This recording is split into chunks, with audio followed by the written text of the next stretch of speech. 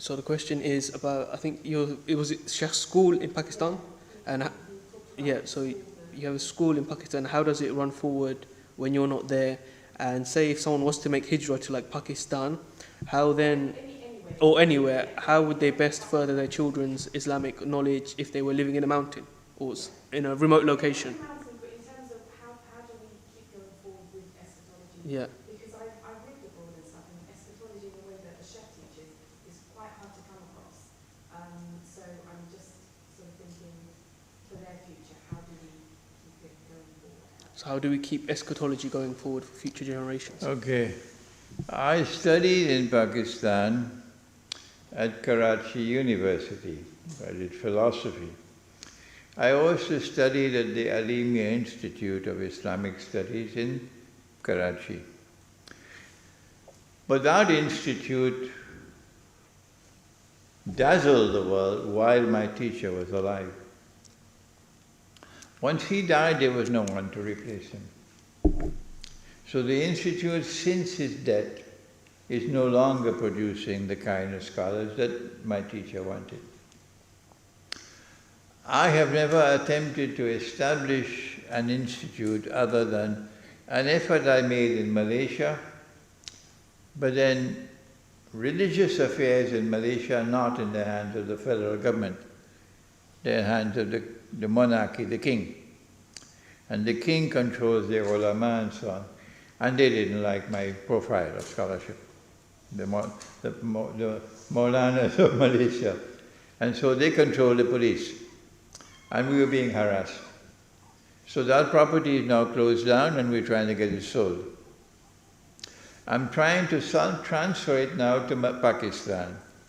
But in Pakistan we started only the online Institute of Islamic Eschatology. When we have the funds available, then we'll be able to build a structure and continue with an Institute of Islamic Study. How do you arrange your education when you make hijrah? I can't answer all of these questions. All I can say to you is don't stay on board this sinking ship. That's all. Make hijrah. And Allah says in the Quran, His earth is wide. Put your trust in Allah. And Allah can help you. And your children can get an education. And that reminds me,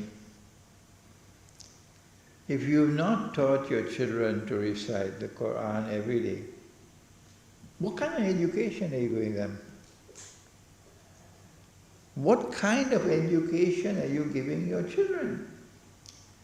You have not taught your children to recite the Quran every day. You have not taught them to recite the whole Quran from cover to cover, to khatam the Quran every month. And you believe you are a successful parent? Your children have now grown up.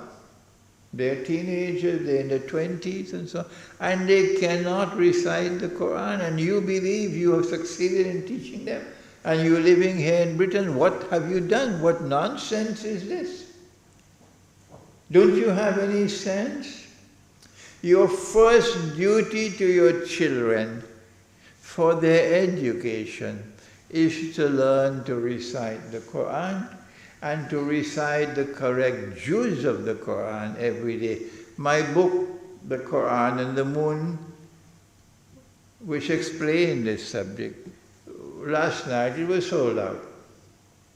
So I don't have any copies now.